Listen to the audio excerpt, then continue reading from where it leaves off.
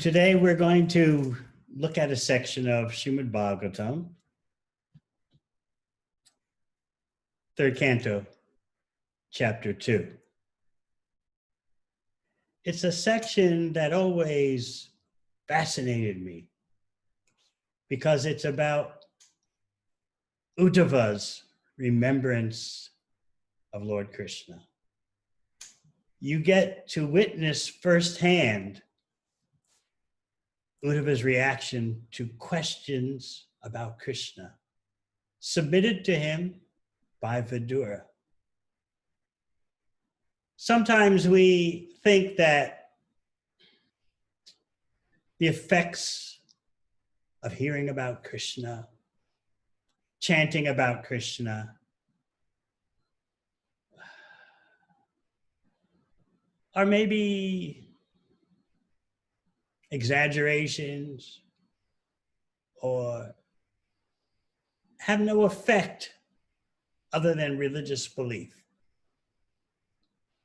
But when we read these accounts of the transformations produced by hearing and chanting about Krishna, transformations in the greatest devotees, we then understand that even though we may be beginning devotees, aspiring devotees, still there is a dramatic effect gained simply by situating yourself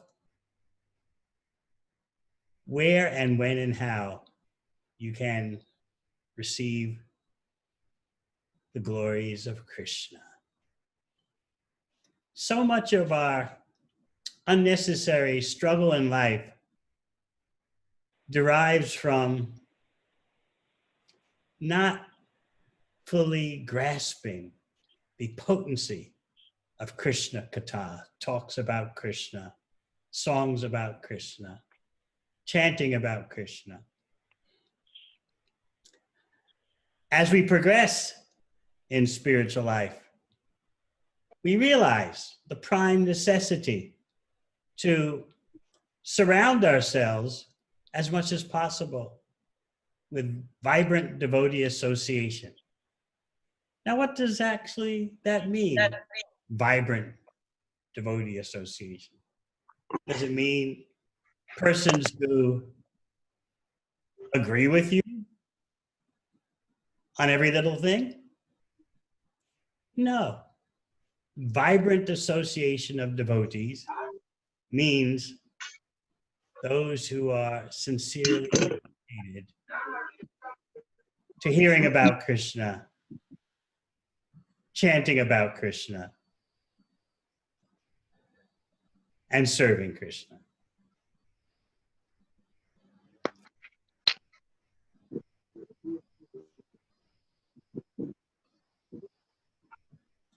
The more that we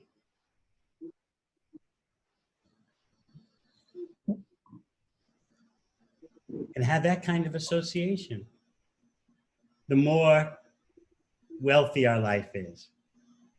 And during these very pressing times of human existence, we're pressed to understand what is the real achievement in life, what's the real worth of life itself. So I'd like to discuss with you Uddhava's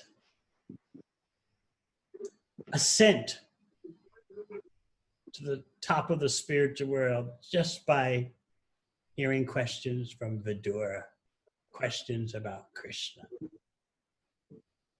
So you may say, well, maybe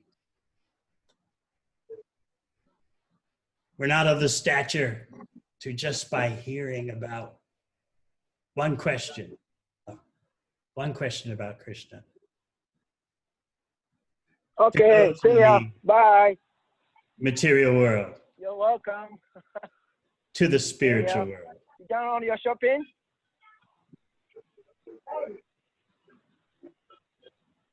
But at least you can see hope for going from the bodily conception of life to understanding Not simply that we are spirit soul, but that we are part of Krishna. That means we're his servants. Understanding that we are Krishna's servants is beyond just understanding that we're spiritual, because you can intuit, you can even experience that you are spiritual, but still think that you are the controller and the enjoyer, because understanding that we are spiritual is not enough. We are not the ultimate,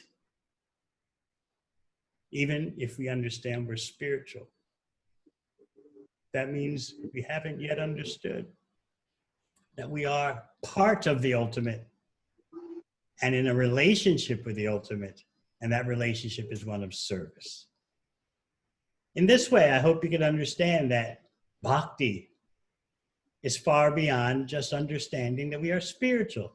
Although it is true, for so many persons, it would be a great step forward for them to understand that they are beyond the body, that they're a non-material entity. That would be wonderful.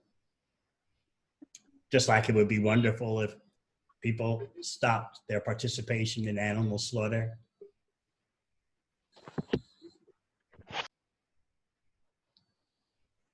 But that's a far step from offering all your food to Krishna.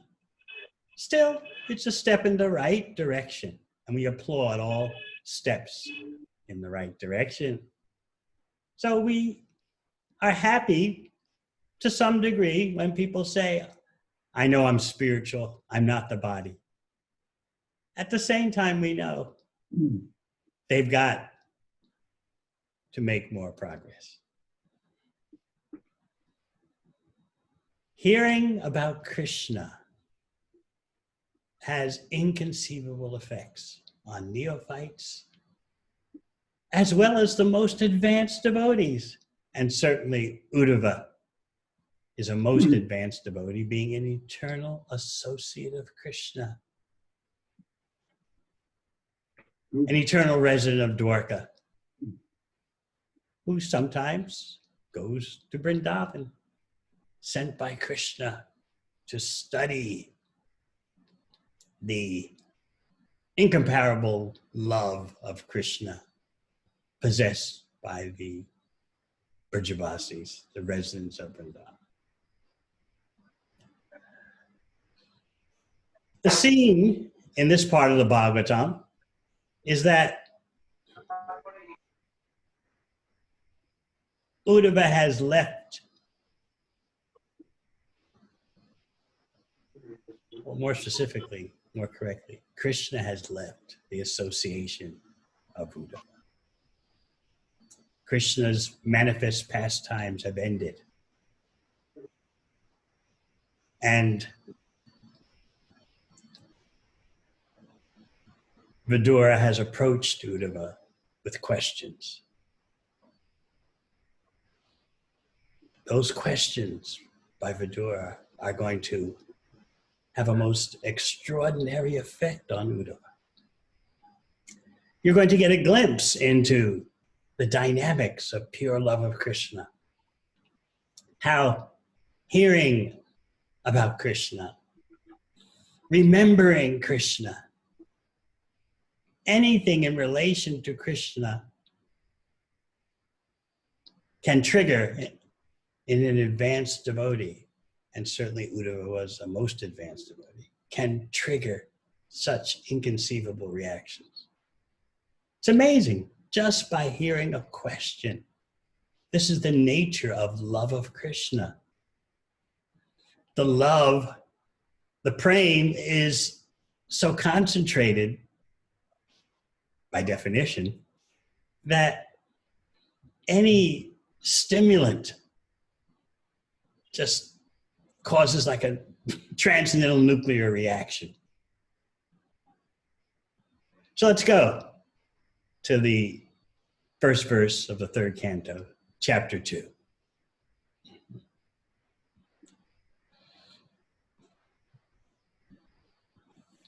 Om Namo Bhagavate Vasudevaya.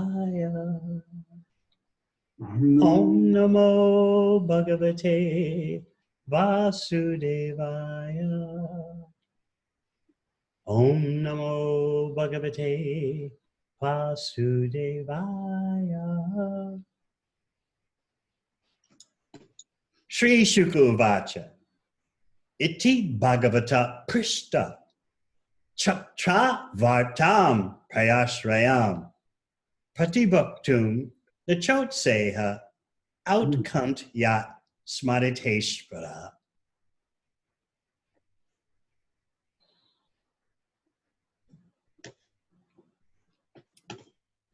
Sri Shukadeva Goswami said, when the great devotee Uddhava was asked by Vidura to speak on the messages of the dearest, Lord Krishna, Uddhava was unable to answer immediately due to excessive anxiety at the remembrance of the Lord. Now, mind you, this excessive anxiety is not material. It is an ingredient of ecstatic love for Krishna.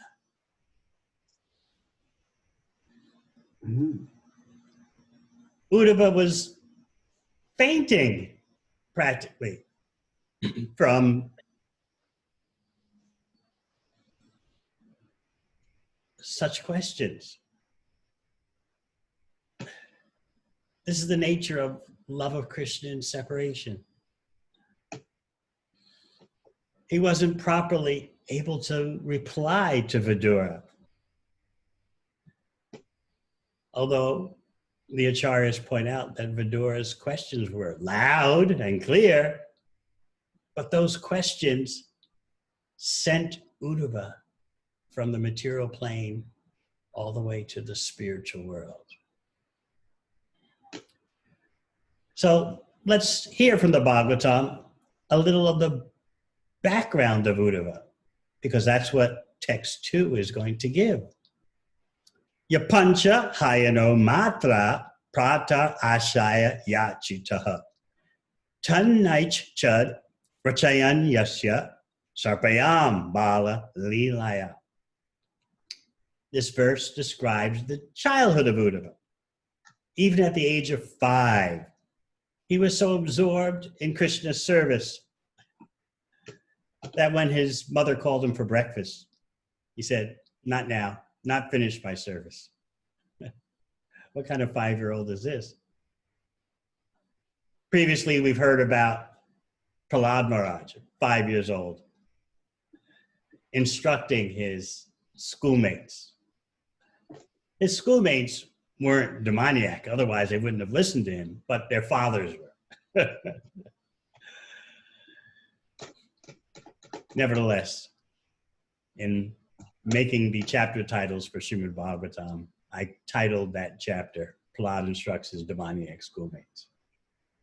That's a detailed point that by the school children's receptivity to Prahlad, it showed that they were not demons, but certainly their parents were raising them in that way. So Prahlad is swaying them at the age of 5. And here you learn that Uddhava, at the age of 5, was performing devotional service with such intensity that he wouldn't respond to his mother's call for breakfast. This gives you some idea of the characteristics of an eternally liberated soul. One who never forgets Krishna, even while within the material world. You may recall that Prahlad Maharaj is considered simultaneously a Nitya Siddha, eternally liberated devotee, and Sadhana Siddha, devotee who's perfected by sadhana. Now, how can that be? You would think, make up your mind. Either he's eternally liberated or he's liberated by the practice of sadhana. But no, both are there in Prahlad, because although he's eternally liberated, he's demonstrating how to achieve perfection by sadhana.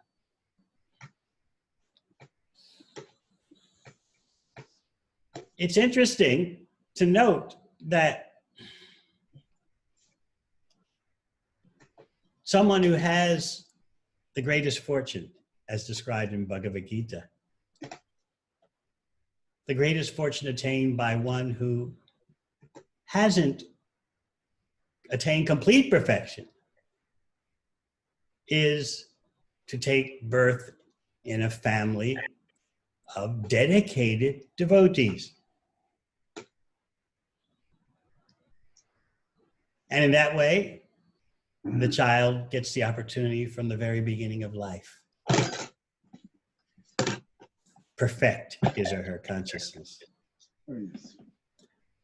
You know, in the 6th chapter of Bhagavad Gita, it's described that those who interrupt their bhakti after a relatively short time, still they get a most favorable situation, taking birth in a wealthy family, Shuchinam Srimatam Gehe Yoga Brashta Vijayate, or the family of real brahmanas.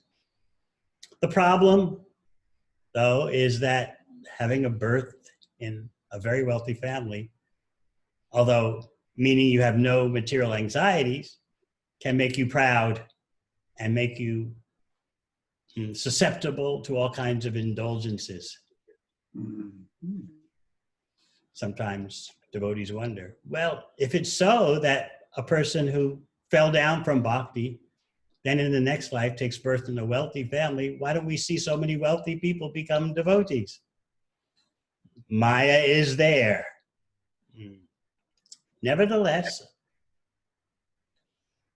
a devotee is never vanquished, meaning at some point or another, a devotee's devotional service will manifest again. It's not destroyed, it's temporarily impeded, blocked, especially if there have been offenses.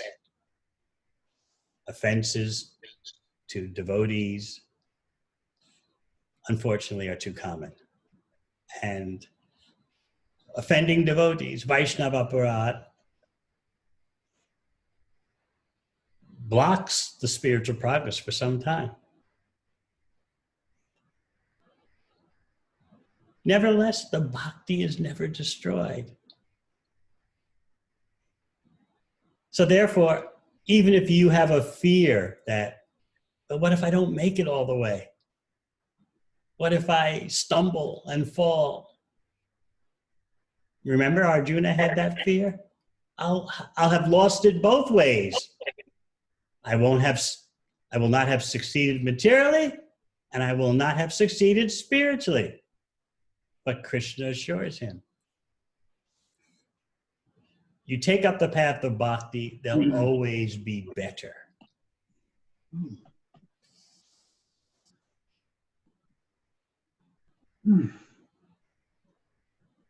Devotees can ask the question that,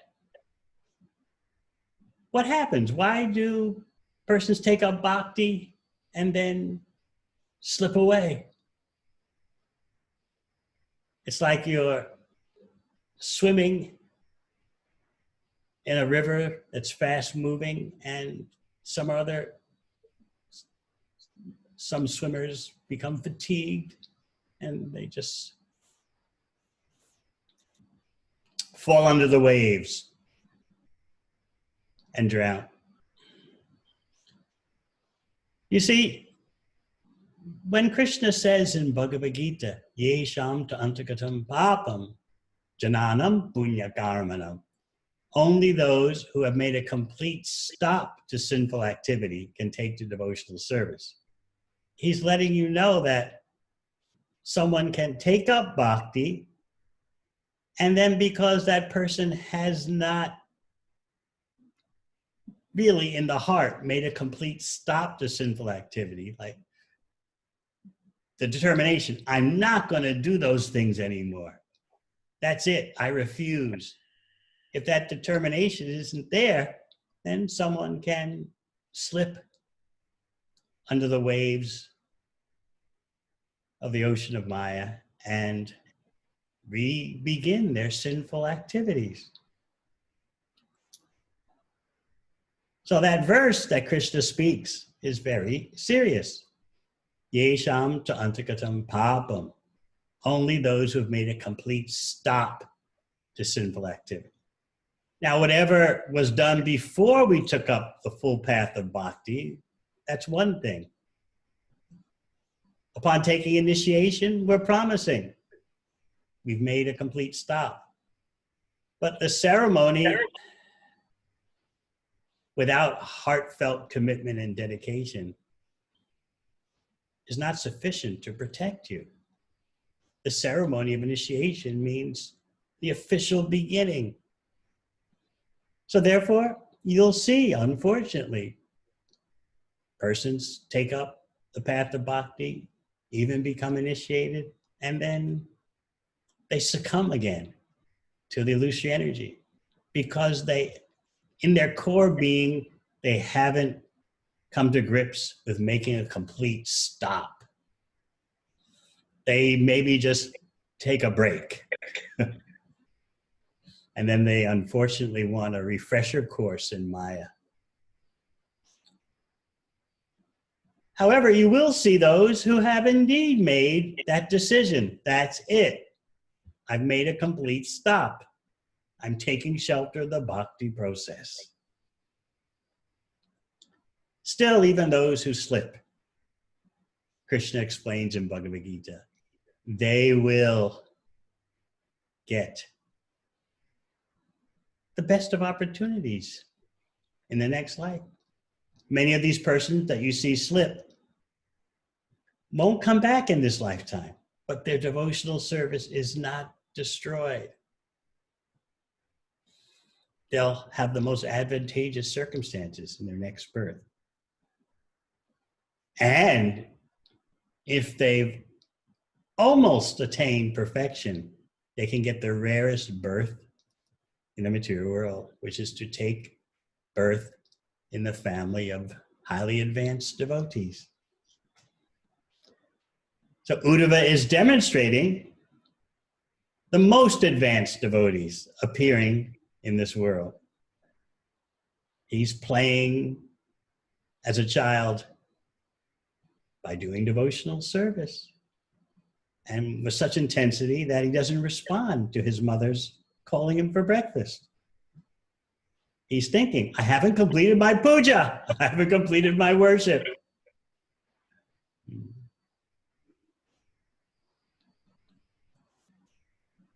What about his old age? The Bhagavatam raises that point. Not simply discussing Uddhava's childhood, but his elderly years. Uddhava thus served the Lord continually from childhood, and in his old age, that attitude of service never slackened. As soon as he was asked about the message of the Lord, he at once remembered all about him. So just think, the attitude of service never slackened. Oh, isn't that our aspiration? Don't we want to experience how transcendental loving devotional service is never mundane? The service attitude increases. Anything that's material is saturated with time, and therefore it must corrode. It must fizzle out on you. This is the problem with material happiness. I often explain this point speaking at universities. The very substance, material happiness, is problematic intrinsically and essentially because it's saturated by time. So you've got two problems in that regard. what you're going after, what you're pursuing is saturated by time and will fizzle out on you, frustrate you. And the very instruments of your body and mind that you're using to pursue those sense objects are also ruled by time.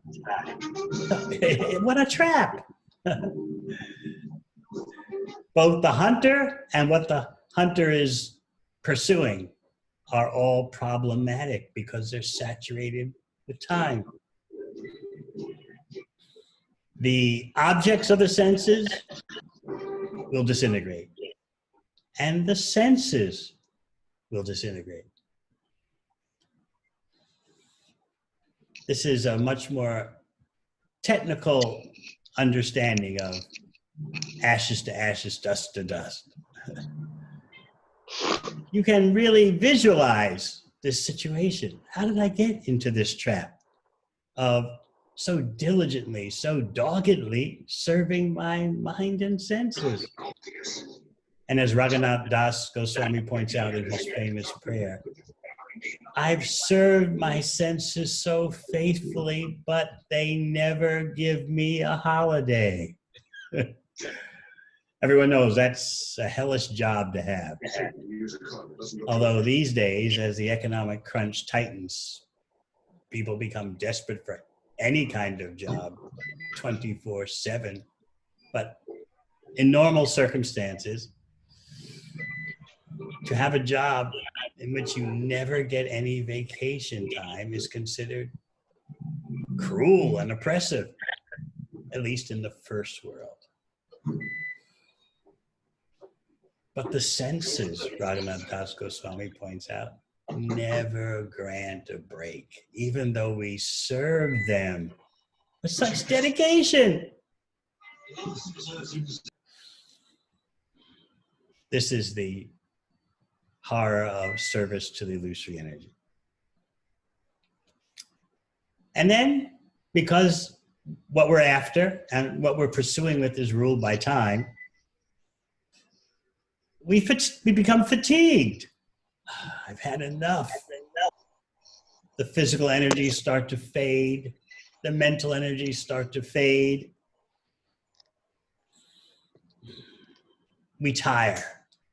I can't do this anymore. I'm the servant of my senses, but I don't have the energy anymore. I don't even have the appetite anymore. But devotional service is not like that. And Uddhava's demonstrating this by his example.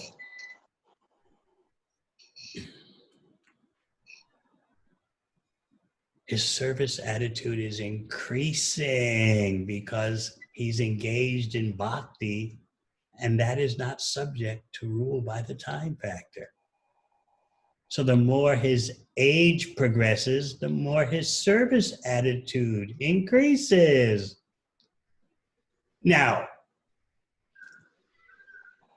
such a devotee may not be able to do the same physical chores that he or she did when they were young, but that doesn't mean the service attitude has decreased. No, you serve in other ways because bhakti is not dependent on your body.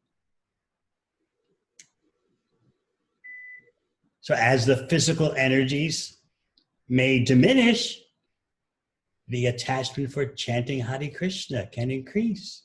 The attachment for hearing about Krishna, reading about Krishna can increase. And indeed, that's the case with Uddhava. In material existence, you're supposed to retire. That means I've had enough of material endeavor. Now let me enjoy the profits that have accumulated. It's getting harder and harder these days, of course.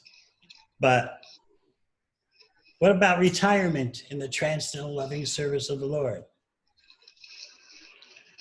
When a Vaishnavi retires, it doesn't mean stopping devotional practices.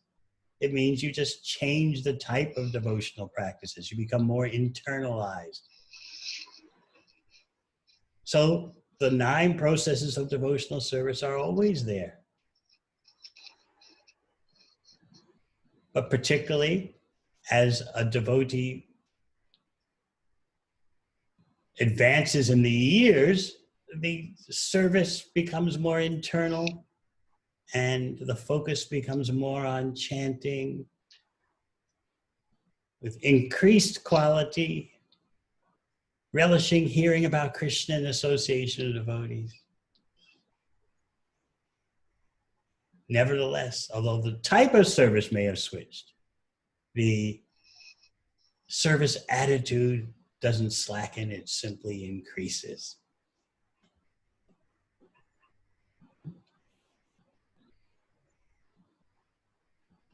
Vishwanath Chakravarti Thakur, commenting on this verse, describes that Uddhava is under the influence of service to Krishna. You could think of someone who's driving under the influence of alcohol. So similarly, a devotee is living under the influence of service to Krishna. That service to Krishna transforms the devotee, motivates the devotee, pushes the devotee onward through all kinds of circumstances. Through situations that people would ordinarily call setbacks, through situations that people ordinarily would call great success. But it's all about the service attitude. That's what Krishna is watching for. How are you so dedicated to serving me in any situation?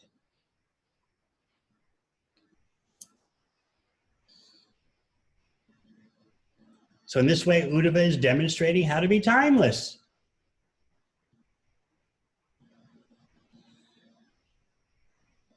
I was listening to Srila Prabhupada lecture today, and he said something that you might consider simplistic, but it's actually so profound. He was challenging material civilization. He said, if you really know so much, why can't you stop death? What do you mean stop death? There's nothing you can do about that. I mean, that's just part of life. I mean, what's that got to do with progress? What's that got to do with real advancement? You know? How's that measured by the GDP?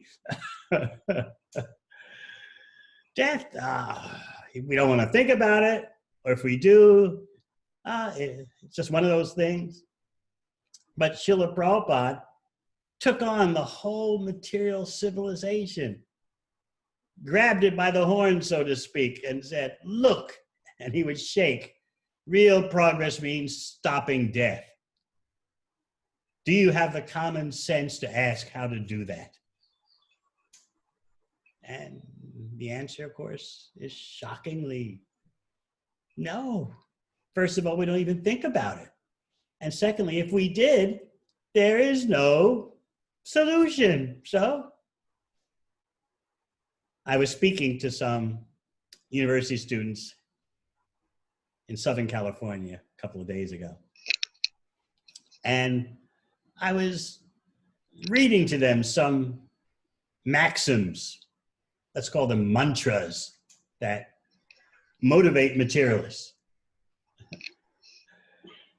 Maybe some of you have heard a few of them. The test of true enjoyment is the remembrance that it leaves behind. And then I would watch for the students, and they would kind of silently nod their heads. I could see them on the Zoom screen. Yeah, sounds deep. The test of true enjoyment is the remembrance that it leaves behind. Savoring. Universities are teaching courses on happiness because it's a lost art. Even how to materially be happy is a big mystery these days. Forget about being spiritually happy, but even how to be materially happy. So one of the arts of savoring is to preserve memories for yourself so that you can later reflect on those magic moments. The intelligent person thinks, wait a minute, how can the test of true enjoyment be the remembrance that it leaves behind? I want to know, where did the true enjoyment go? I don't want the remembrance, I want the true enjoyment. But what will material society tell you? That's not possible. You just have to face the fact that this is the way life is. Work hard, indulge your senses, get old, die, and so what about death? What were some of the maxims, the mantras? Here's one. Death steals everything from you except your story. So how does that make you? Even though you've died, you've left a story behind. How great is that?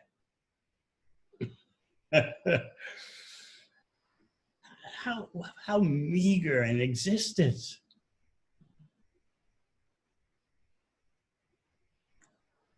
In other words, whatever you do in life, leave a story for others. Now, you don't know where you're going. You don't know who you are, but leave a story behind anyway. What do you think about that?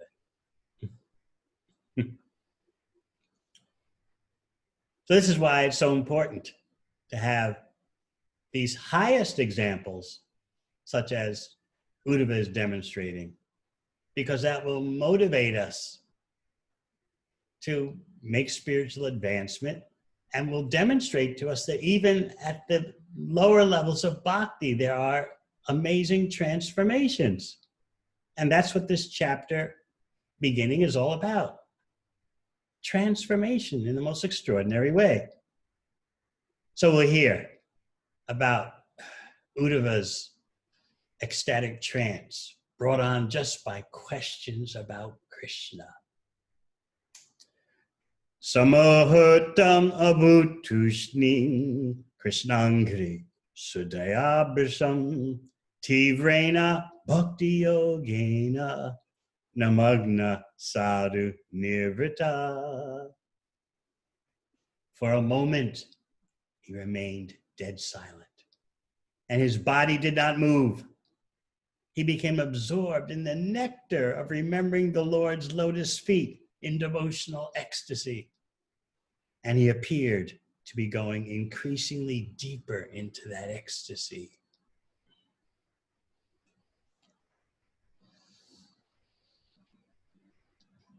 The questions of Uddhava were waking Uddhava up from like a deep sleep. He's thinking, where was I? Now I'm remembering Krishna so intensely. What was I doing before? And he began to remember all the loving service he had rendered to Krishna. And by that remembrance, he felt the same ecstasy as he did when Krishna was manifest present with him. Ah, this is the mystic potency of bhakti. As Srila Prabhupada explains, because the Lord is absolute, there's no difference between his remembrance and his personal presence. And as you all know, there is no difference between his name and him. So you're getting a demonstration of all this by Uddhava. Just like Prahlad Maharaj gave you a demonstration of how he would spontaneously sing and dance in ecstasy, hearing the name of his beloved Lord. So these examples don't discourage us. Oh, that's for the topmost devotees. We'll never attain that. No, these examples motivate us that even on the lower levels, there's so much to be had. And by hearing about these higher levels, our hearts become purified. We develop motivation, and we also develop purification. So this is a very important point, that Vidura's questions pushed Uddhava to remember even more intensely. And that intense remembrance brought the same ecstasy that he felt in the manifest presence of Krishna. Now, if you want a detail, the Vishwanath Chakravarti Thakur explains that this ecstatic trance of Uddhava lasted 48 minutes. Just from a couple of questions, 48 minutes, he was gone. How was he gone? Submerged in the sweetness of Krishna's lotus feet.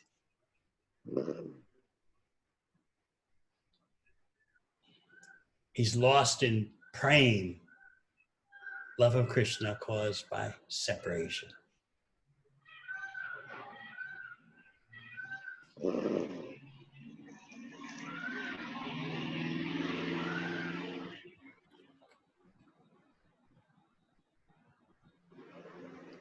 This separation anguish seems like pain, and it's described indeed in Chaitanya Charitamrita, especially as pain. But it is not a material pain. There's one description I like to remember from Chaitanya Charitamrita about the effects of pure love of Krishna. It's described to be like bathing your head in the sweetest nectar simultaneously while you're swallowing the most deadly poison.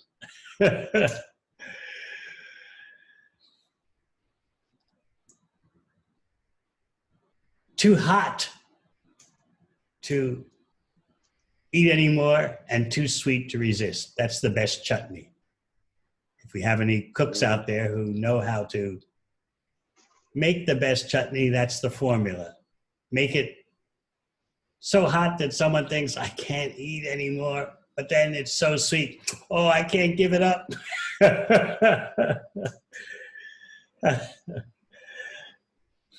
Maybe Somya Radhika Devadasi knows how to make that kind of chutney.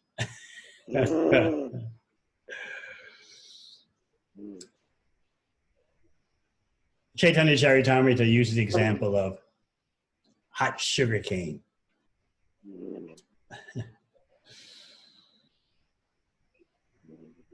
The sugar is, when it's hot, it feels like it's burning your tongue. Oh, it's so sweet. So I want to stop, but no, I don't want to stop. So this is the so-called pain of separation. Uddhava is relishing the nectar of Krishna's beauty, attained by meeting the Lord directly through remembrance of his lotus feet.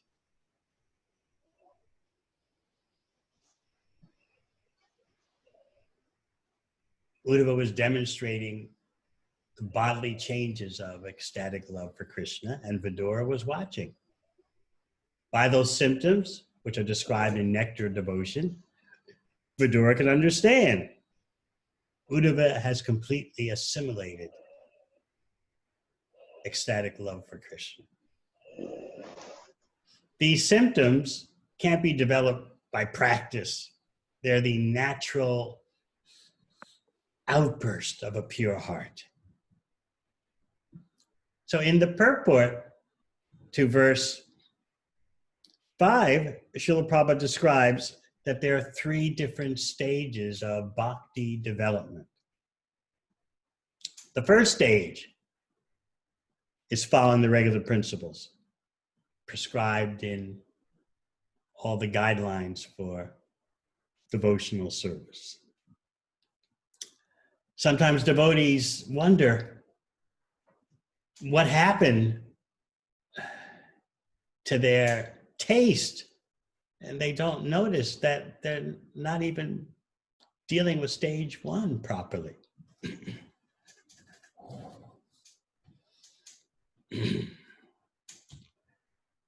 So if we don't properly deal with the therapeutic stage, how are we going to get to the relishing stage? We shouldn't think it's repressive or harsh that we have to be in the medicine taking stage. Nevertheless, even in the medicine taking stage, there's sweetness. But still, there are the regulations. And if we want to become healthy, we follow those regulations. What happens is that devotees can stop following the regular principles of devotion, behavior and chanting, reading, engagement in devotional service. They lose their taste, and then they blame the process of bhakti. I put years into doing this, and now I don't taste anything. Like any relationship, if you don't give it quality time, that relationship can become lost. So the first stage is following the regular principles of bhakti. The second stage is when you become steady because you've assimilated the lifestyle of devotional service and the knowledge that the lifestyle is based on. You've consolidated, and therefore you become steady, fixed up. That's the second stage. In other words, the second stage means you've taken it all in. You've drunk deeply. It's become a part of you. It's become your essence. Again, because you're eternally the servant of Krishna. So the third stage, the last stage, is ecstasy demonstrated by bodily expression. Of course, what Sri Chaitanya Mahaprabhu demonstrates in the last chapters of Chaitanya Charitamrita, that is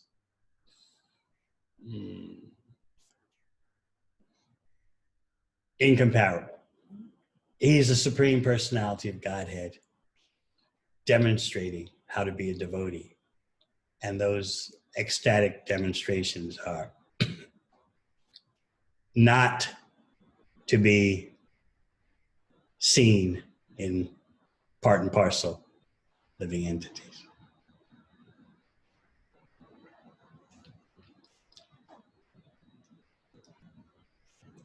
So by Uddhava's physical expressions, hair standing on end,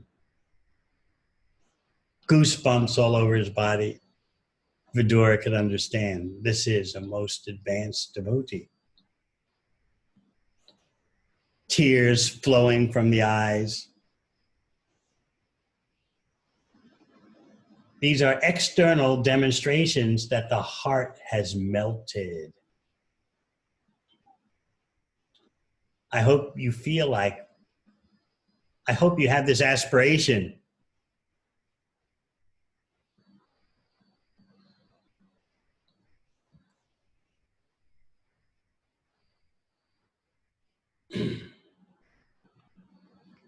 When you're chanting.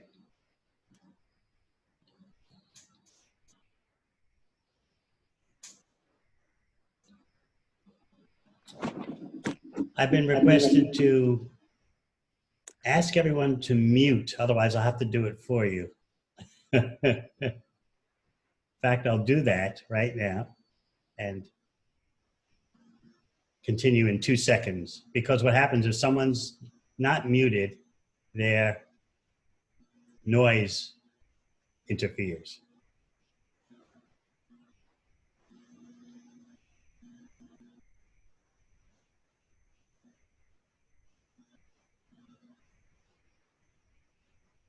Okay.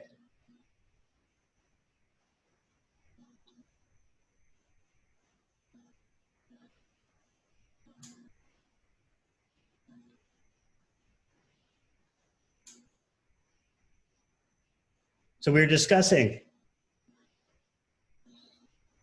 the heart melting.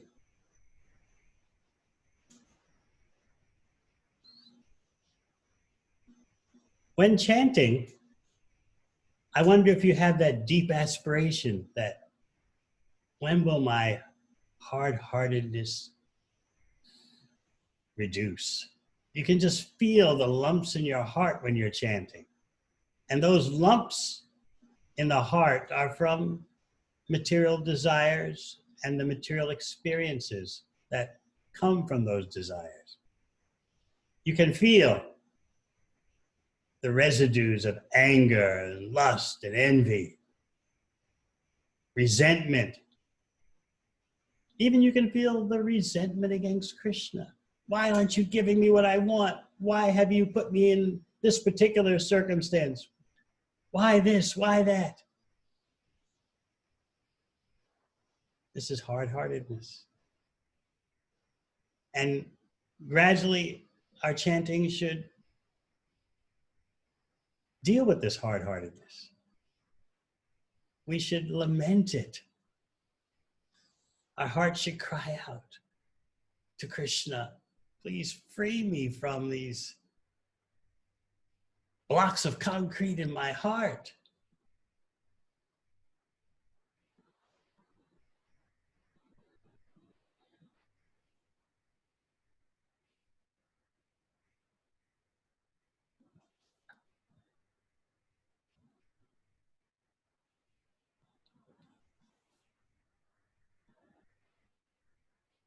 When we start to feel like that, naturally, we're humiliated, we're humble. And then, Trinadapi Sunijena, Durva Sahishna. Then we're on our way to becoming more tolerant than a tree, humbler than a blade of grass. When we face the hard lumps in our heart, it's embarrassing. And sometimes we feel so helpless and hopeless. Oh, I'll never get over this.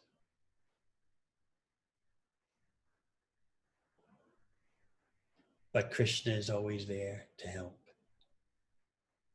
He's in our heart. He notices that we want to become free of these impediments. By associating with sincere, dedicated devotees, we become inspired by their progress. Look what they're doing. I can also do it.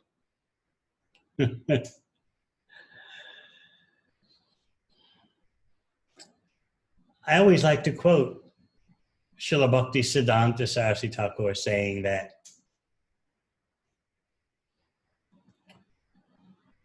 without the association of devotees, we lose the ability to distinguish between spiritual and material activities. Perhaps you've seen unfortunate examples of that. Devotees separate themselves from the association of devotees, and gradually the illusory energy deludes them into thinking, well, everything is kind of spiritual. Everyone's kind of spiritual. They lose the ability to discriminate. That's what happens without the shelter of devotee sangha. Good devotee association keeps you on your toes, keeps you aspiring, keeps you enlivened.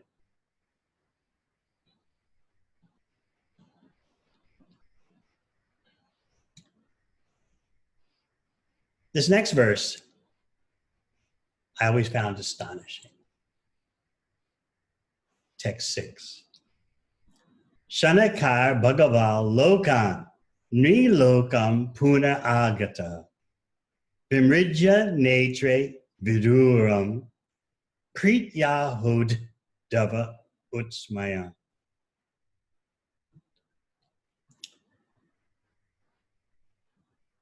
The great devotee Uddhava soon came back from the abode of the Lord to the human plane, and wiping his eyes, he awakened his reminiscence of the past and spoke to Vidura in a pleasing mood.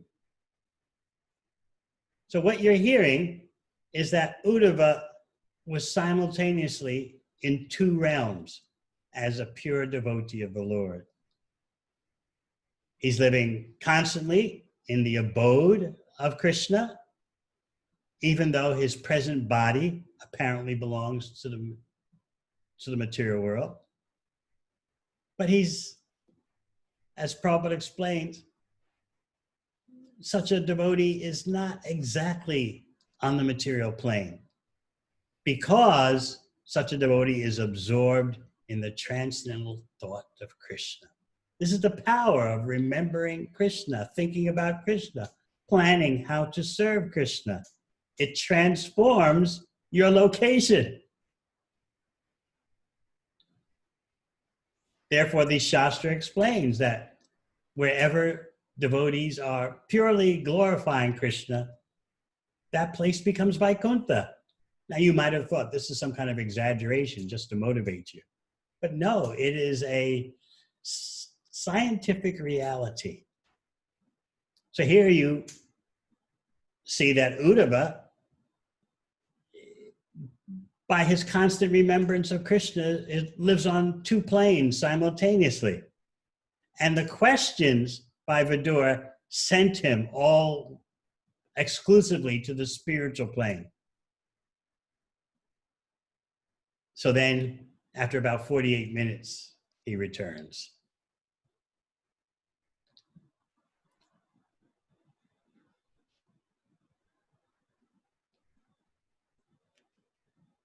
So the purport teaches us that even though a pure devotee is present on this mortal planet, he is here in relation to the Lord for engagement in transcendental loving service.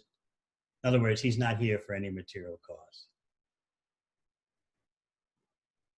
So in order for Uddhava to respond to Vidura, he came down from Dwarkadam on the Krishna Loka planet. So think about this. This is the perfection of bhakti mysticism. By pure devotional service, the devotee lives on two planes simultaneously because of his or her transcendental absorption in thought of Krishna. Now, does that sound theoretical to you? Does that sound just like religious belief?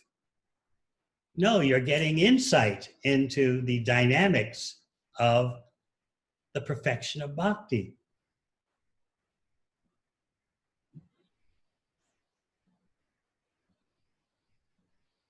By watering our creeper of devotion, if we don't make offenses, and if we make sure that the devotional creeper is not overwhelmed by the weeds of material desire, that creeper eventually, metaphorically speaking, reaches the spiritual world and takes shelter at the lotus feet of Krishna.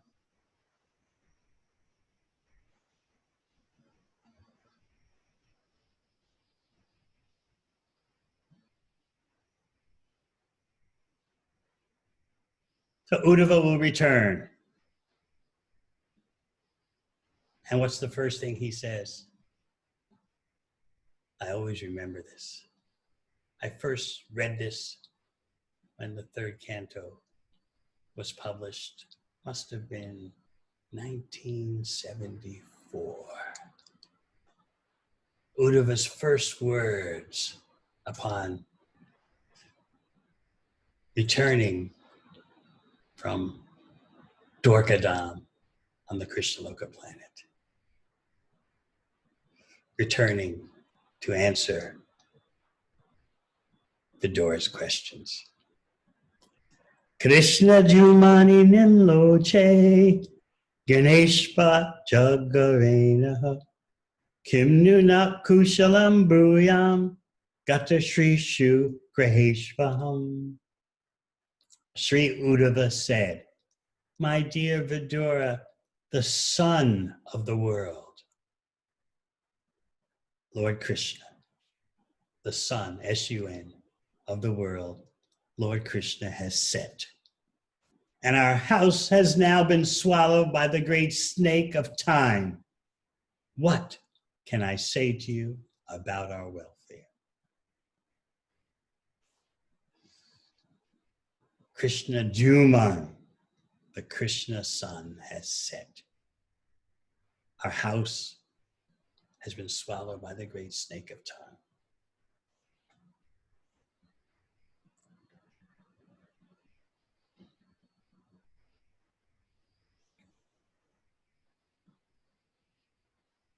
Uddhava is indicating that the manifest pastimes of Krishna have come to an end. Therefore, everyone is in darkness. And there's nothing more to be said about anyone's welfare.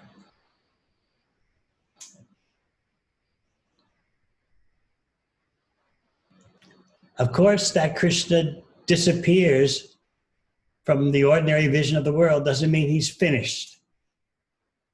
And I think we're going to talk more about that next week. We're going to get into some Krishna Tattva, the science of Krishna. How is it that Krishna has no beginning when it seems that his pastimes have beginnings and ends? And what about Krishna's form? What does it really mean to have a form of eternity, knowledge, and bliss? What are the ramifications?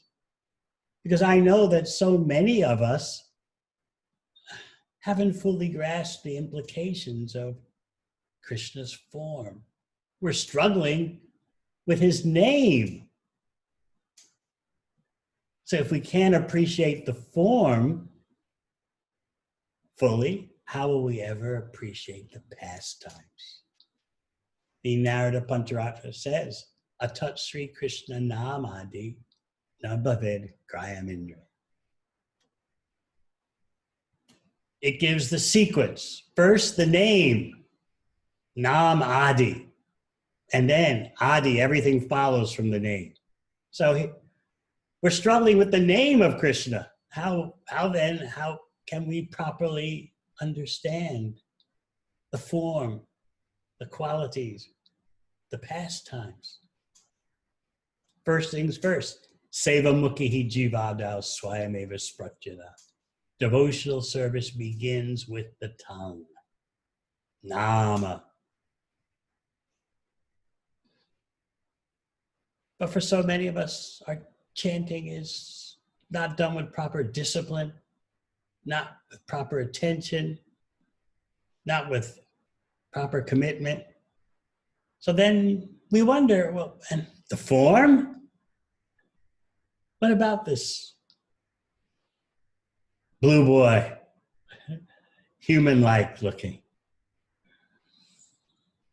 To really be able to stake our whole life on the form of Krishna requires attentive chanting and then transcendental knowledge. How is it that Krishna's form has no beginning or end, is beyond the three phases of time, has no inside or outside, yet Mother Yashoda can love him as a child. The gopis can love him as a young boy. How is this? So we'll address these points in coming days. But I wonder if there are any questions. You can send them on chat. I'm looking at the chat right now.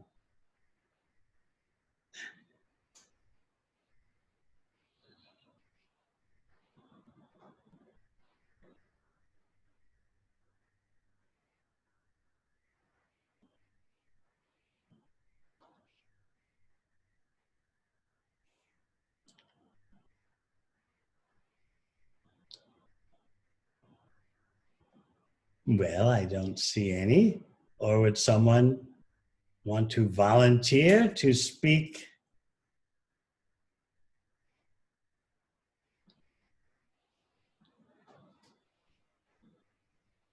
Everyone is shy.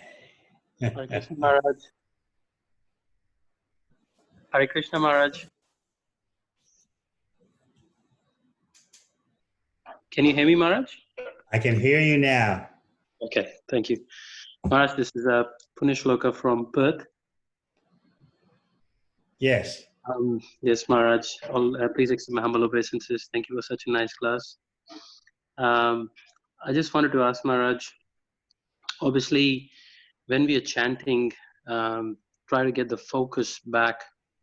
Obviously, we try to focus on the holy name. We try to hear the holy name.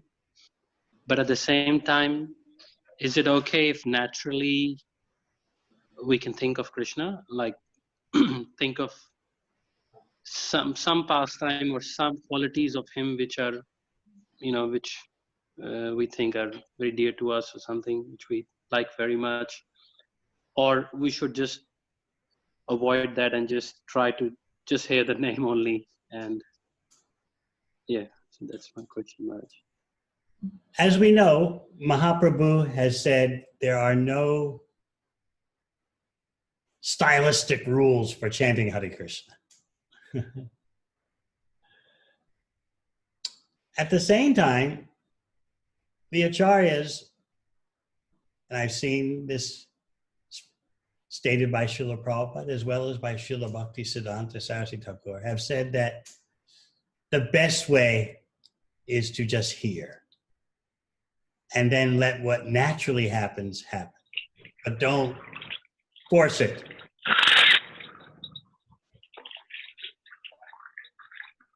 Anand Katadas, please mute for now. Don't force it.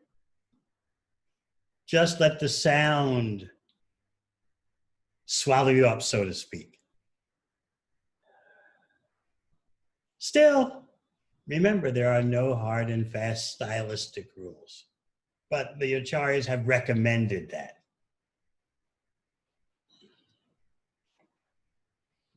Krishna is there as his name. Let's deal with that reality. If naturally remembrance of Krishna's form and pastimes come, that's very nice. That's wonderful. We shouldn't think that the name is deficient in any way. Nama Chintamani Krishna, Chaitanya Rasa Vigraha. The name of Krishna is as perfect and complete as Krishna himself. So we don't want to run from that reality or duck from that reality. Still, there are no hard and fast rules. So please keep both of those points in mind. I just wanted to add, or ask something in relation to that also, Maharaj. When we are actually chanting the holy names, so when we are actually, sorry, I had that thought, I had the question, I just lost it. Maybe someone else asked the question, I'll come back to that one. Sorry, Maharaj. Okay, it was something important to my chanting, but I see some questions on chat.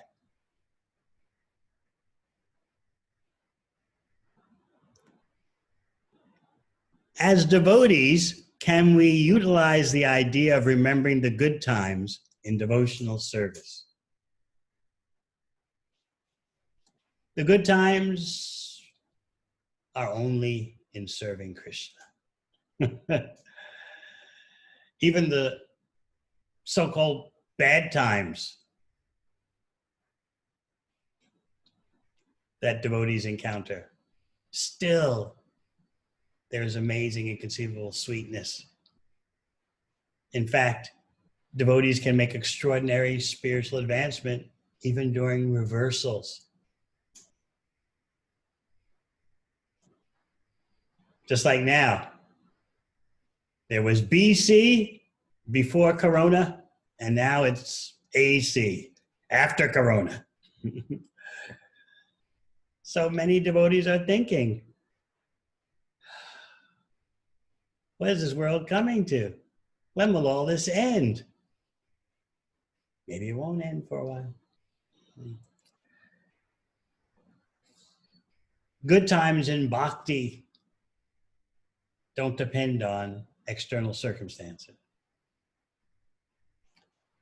And every devotee may have a chance to realize that in the greatest reversals, during the most severe circumstances, as judged by the material point of view, that was when you were calling out to Krishna the most and experienced the greatest intensity in your chanting.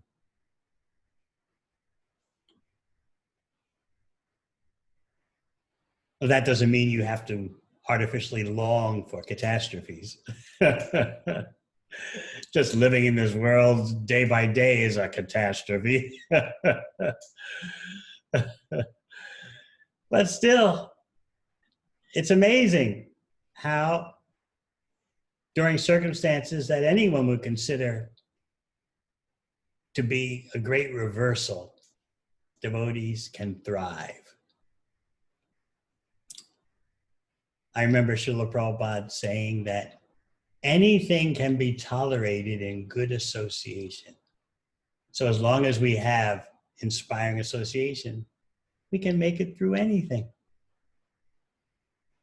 So the good times means chanting together, dancing together, and sacrificing for Krishna's service, talking about Krishna together, planning how to serve Krishna better. Yes, let those good times roll.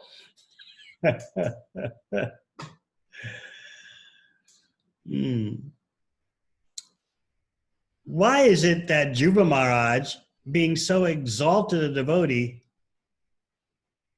still he was called a demon, and why he favored? The question, Shayak, is not very clear.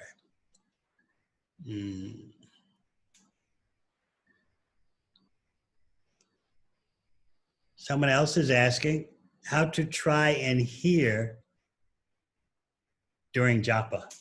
That's a lifelong occupation. First of all, dedicate yourself to a life of commitment, of hearing Krishna's name. Dedicate yourself to a life of hearing someone, and that someone is Krishna himself.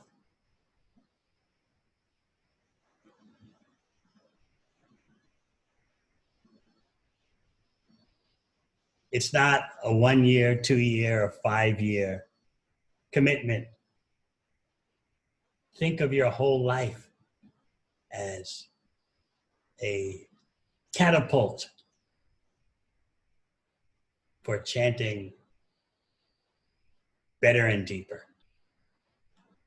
Turn your life into a catapult that throws you deeper into hearing and chanting about Krishna. Design your lifestyle in that way. You see, the material energy is always pushing down. You don't have time. Your mind's not peaceful. You haven't done this. You need to do that. It goes on and on and on.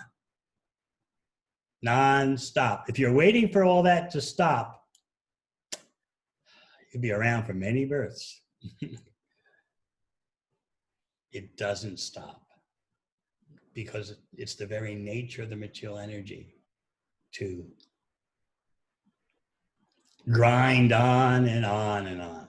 You need to do this. You haven't done that. This thing is undone. That thing hasn't been done. You need to achieve this. You need to get that.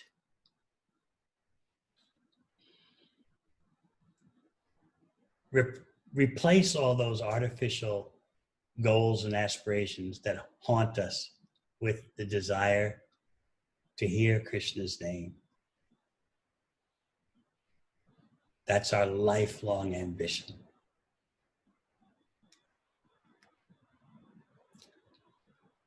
If any of you took 40 years of your working life to reach the top position, CEO or CFO, everyone would say, oh, it's all worth it, right?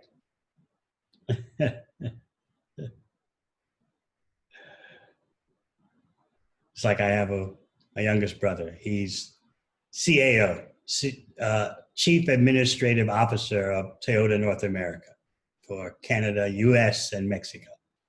So naturally, all my family members are saying, yes, it's all worth it. The gradual climb to the top.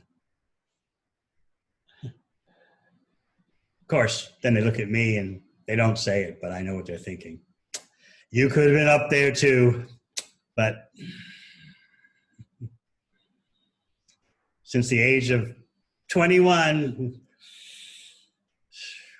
for almost 50 years now, we don't know what you've been doing. We can't understand it.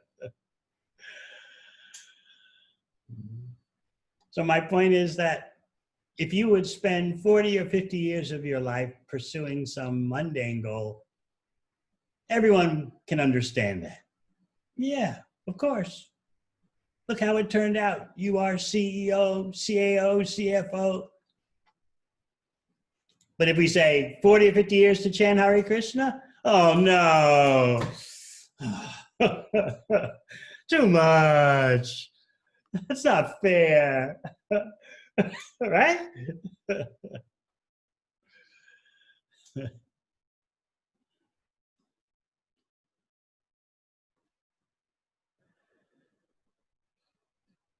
You mentioned how we become embarrassed when we discover lumps in the heart. Is this embarrassing more for the false ego, as generally we find it difficult to admit fault?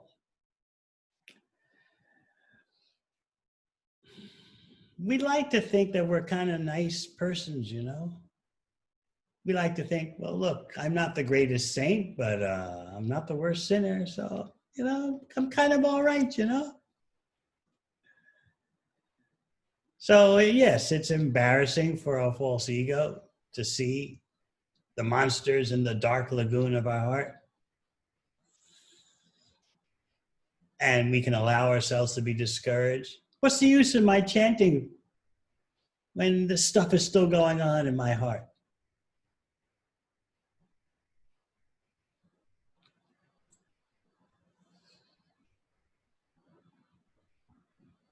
By continuing to hear the glories of the bhakti process, we'll remain strong and steadfast. It's very easy to become discouraged because the nature of the material energy surrounding us is to offer impediment and discouragement. What are you doing? What do you think you're trying to do here? You're no saint. Get real. Get back to real life. Oh, you're 60 years old? That's all right. There are other things you could be doing. Who are you trying to fool? You're 20, 21, 22. Oh my goodness. How are you going to detach yourself later in life if you don't go on a binge now? All this discouragement rattles our brain.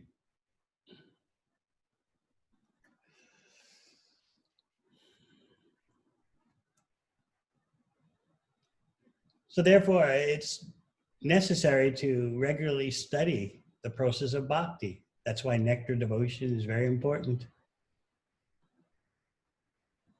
And some of you know I've been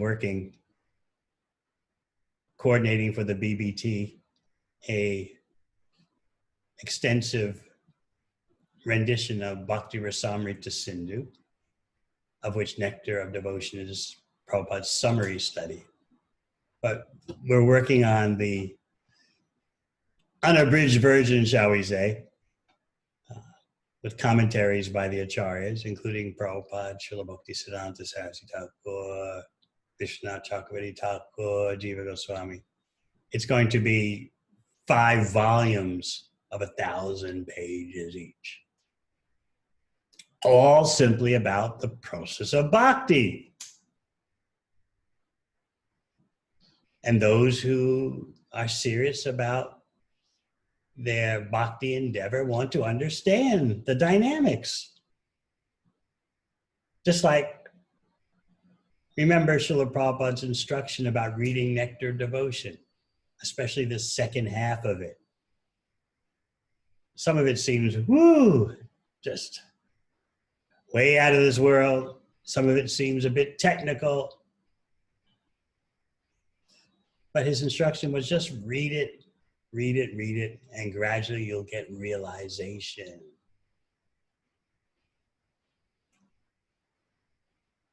All right. So I think that's enough of the questions for tonight. And I thank you all for your association. I can see the video photos of many of you. It's just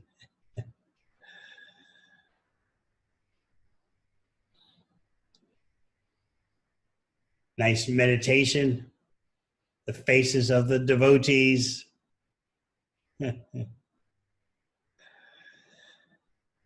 So until next weekend, thank you very much. Hare Krishna.